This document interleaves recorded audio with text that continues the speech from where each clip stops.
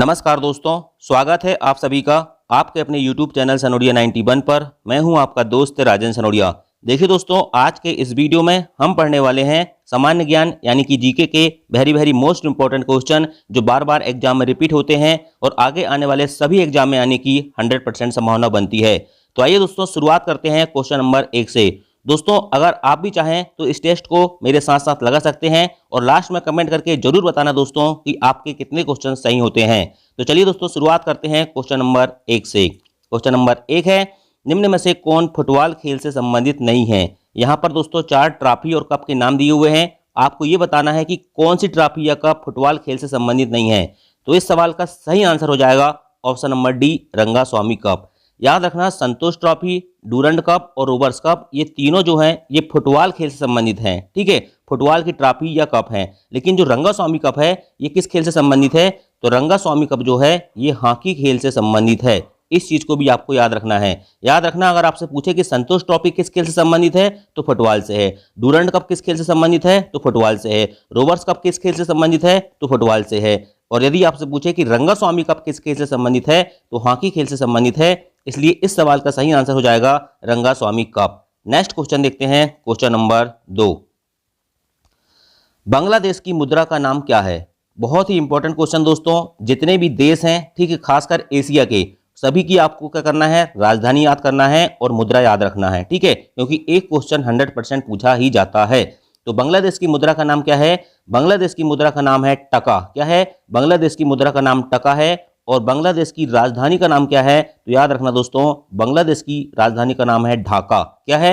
बांग्लादेश की राजधानी का नाम ढाका है और बांग्लादेश की मुद्रा का नाम क्या है? टका है। अच्छा, येन कहाँ की मुद्रा है? तो ये येन जो है दोस्तों याद रखना, ये जापान देश की मुद्रा है। किसकी मुद्रा है? जापान देश की मुद्रा है। अच्छा, रियाल कहाँ की मुद्रा है? तो रियाल दोस्तों ईरान की मुद्रा है। ठीक है, कहाँ की है? ईरान देश की मुद्रा है। और ये रूबल जो है ये रूस देश की मुद्रा है। याद रहेगा, येन कहाँ की हो गई? येन हो जाएगी आपकी जापान की। कहाँ की हो जाएगी? येन हो जाएगी आपकी जापान की। टका हो जाएगी बांग्लादेश की। रियाल कहाँ की हो जाएगी? ईरान की हो जाएगी। और रूबल कहाँ की हो जाएगी? रूस की हो जाएगी। इसलिए क्वेश्चन नंबर 2 का सही आंसर होगा, बांग्लादेश की मुद्रा का नाम क्या है? टका है। ऑप्शन नंबर बी इसका सही उत्तर होगा। नेक्स्ट क्वेश्चन देखते हैं, राष्ट्रीय सांख्यिकी दिवस कब मनाया जाता है? बहुत ही वेरी मोस्ट इंपॉर्टेंट क्वेश्चन है दोस्तों ये। ठीक है, राष्ट्रीय सांख्यिकी दिवस कब मनाया जाता है? तो राष्ट्रीय सांख्यिकी दिवस मनाया जाता है 29 जून को। ऑप्शन नंबर बी इसका सही उत्तर होगा। राष्ट्रीय सांख्यिकी दिवस 29 जून को मनाया जाता है। अच्छा, इस दिन किसका जन्म दिवस रहता है? याद रखना, पीसी महालनोबिस का जन्मदिन रहता है। किसका? पीसी महालनोबिस। ठीक है, महालनोबिस का क्या रहता है? हैप्पी बर्थडे रहता है। उन्हीं के जन्म दिवस के अवसर पर यह राष्ट्रीय सांख्यिकी दिवस मनाया जाता है 29 जून को। वेरी मोस्ट इंपॉर्टेंट क्वेश्चन है, याद रखना। नेक्स्ट क्वेश्चन देखते हैं, क्वेश्चन नंबर 4। बन्नेरघट्टा राष्ट्रीय उद्यान किस राज्य में स्थित है? तो याद रखना दोस्तों, बन्नेरघट्टा राष्ट्रीय उद्यान किस राज्य में स्थित है? बन्नेरघट्टा राष्ट्रीय उद्यान स्थित है कर्नाटक राज्य में। ऑप्शन नंबर बी इसका सही उत्तर हो जाएगा। बन्नेरघट्टा राष्ट्रीय उद्यान किस राज्य में स्थित है? यह आपके कर्नाटक राज्य में स्थित है। ठीक है, चलिए नेक्स्ट क्वेश्चन देखते हैं। अच्छा, बांदीपुर राष्ट्रीय उद्यान कहां पर पूछे? तो बांदीपुर भी याद रखना कर्नाटक राज्य में स्थित है। नेक्स्ट क्वेश्चन देखते हैं, क्वेश्चन नंबर 5। सिंधु जल समझौता 1960 के तहत भारत जल राशि का कितना प्रतिशत उपयोग कर सकता है?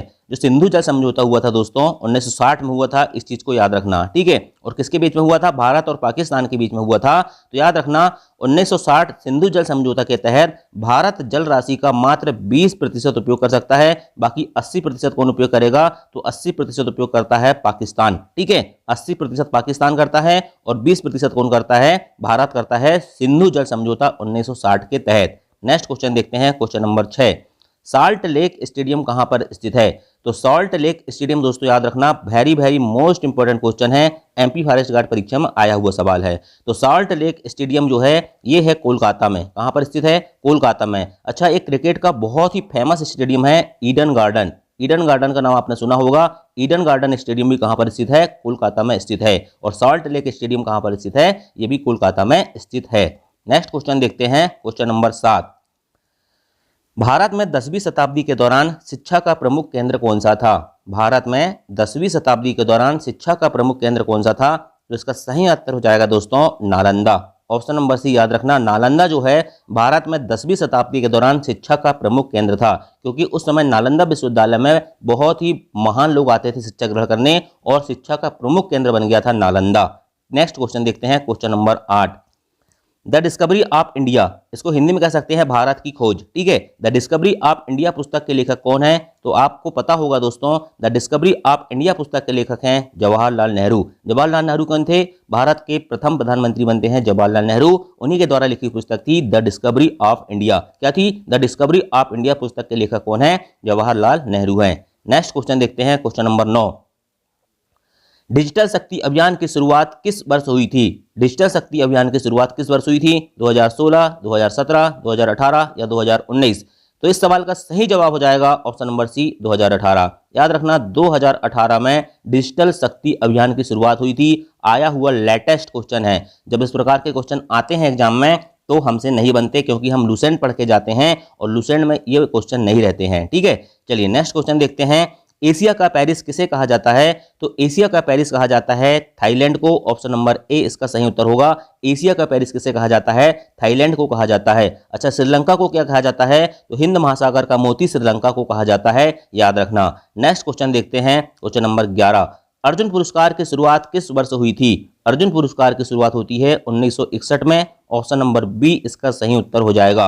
अच्छा, मेजर ध्यानचंद खेल रत्न पुरस्कार, जिसे पहले राजीव गांधी खेल रत्न पुरस्कार कहते थे, जो कि भारत का सबसे बड़ा खेल पुरस्कार है, उसकी शुरुआत कब हुई थी? कमेंट करके आप मुझे बताना।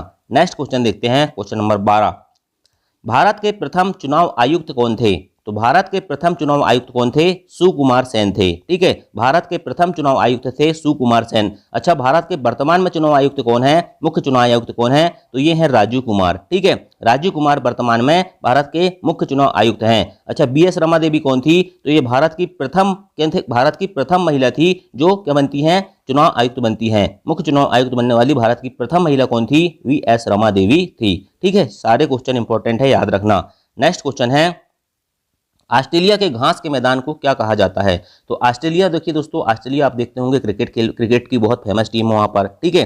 तो ऑस्ट्रेलिया के गेंदबाजों को देखा होगा, वो बाउंस बहुत मारते हैं, ठीक है। तो याद रखना ऑस्ट्रेलिया के घास के मैदान को कहा जाता है, बाउंस मारते हैं ऑस्ट्रेलिया के गेंदबाज, तो बाउंस से याद रखना डाउन्स, ठीक है। डाउन्स जो है ऑस्ट्रेलिया के घास के मैदान को कहा जाता है डाउन्स, ठीक है। अच्छा, कंपास कहाँ का है? ब्राजील का है, ठीक है। लानोस कहाँ का है? लानोस वेनेजुएला का है। अच्छा, ये पंपास कहाँ का है?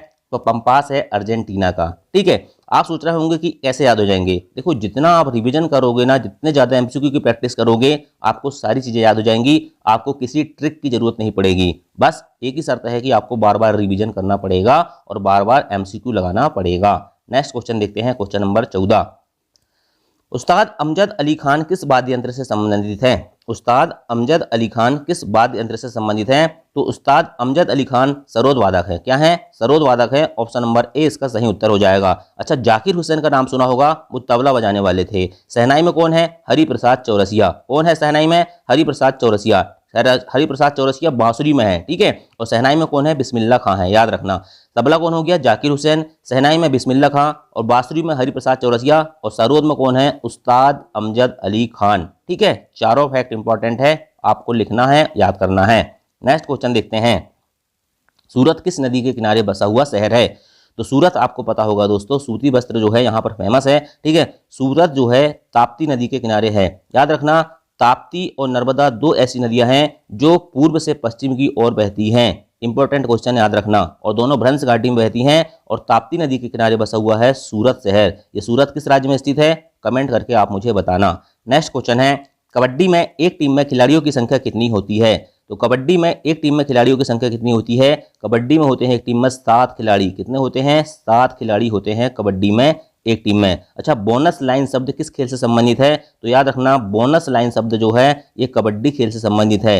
शॉर्ट में मैंने BL लिख दिया है, बोनस लाइन। बोनस लाइन शब्द जो है ये कबड्डी खेल से संबंधित है। ये भी इंपॉर्टेंट फैक्ट है, याद रखना। नेक्स्ट क्वेश्चन है, मरणोपरांत नोबेल पुरस्कार कब बंद कर दिया गया? मतलब जो मरने के बाद नोबेल पुरस्कार दिया जाता था पहले, उसको कब बंद कर दिया गया? तो 1974 में ये नियम बना दिया गया कि मरणोपरांत किसी को नोबेल पुरस्कार नहीं दिया जाएगा। याद रखना, 1974 में ये नियम बना दिया गया कि मरणोपरांत नोबेल पुरस्कार किसी को नहीं दिया जाएगा।